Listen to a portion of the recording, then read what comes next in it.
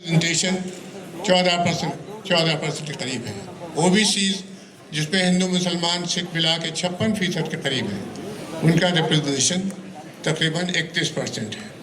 ये बड़ी आबादियां हैं।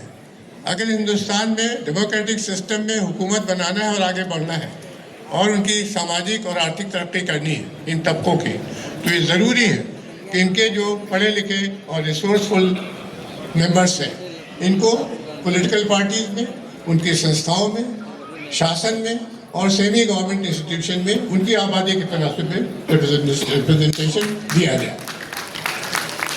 ये बड़ी मुश्किल चीज़ नहीं है, इसके लिए किसी कानून की ज़रूरत नहीं है, लेकिन ये काम ऐसा है जिसमें सप्लाई साइड से खुद इन पिछड़े तबकों के पढ़े लिखे मिडिल क्लास के लोगों को आगे बढ़ने का काम करना होगा।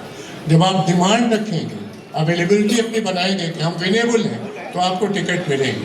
तो इसमें थोड़ी और मेहनत करने की ज़रूरत है।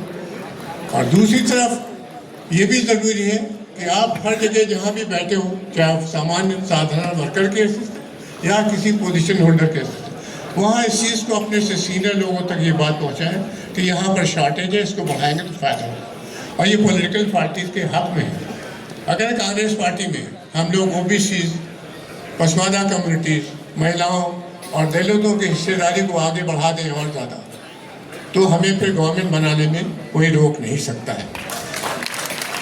इसी कंटेक्स्ट में मुझे एक बात और अर्ज करनी है। आर्टिकल 341 के तहत कॉन्स्टिट्यूशन ने शेड्यूल कास्ट को रिजर्वेशन की सुविधा दी है, लेकिन इस कॉन्स्टिट्यूशन में आर्टिकल 14, 15, 16 और 25 जिसमें इक्वालिटी की गारंटी है, राज्य के लिए कहा गया है, ममलकत के लिए कहा गया है कि स्टेट किसी भी शख्स के खिलाफ, किसी भी शहरी के खिलाफ उसकी मजहब, उसकी ज़ात बिरादरी, उसका रेजिडेंस या उसके जेंडर की बुनियाद पे कोई डिस्क्रिमिनेशन नहीं करेगा।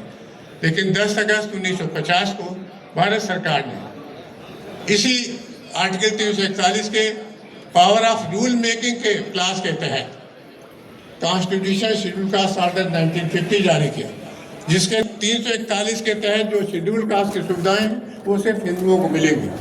बाद में 1956 में मास्टर तारा सिंह के मूवमेंट के बाद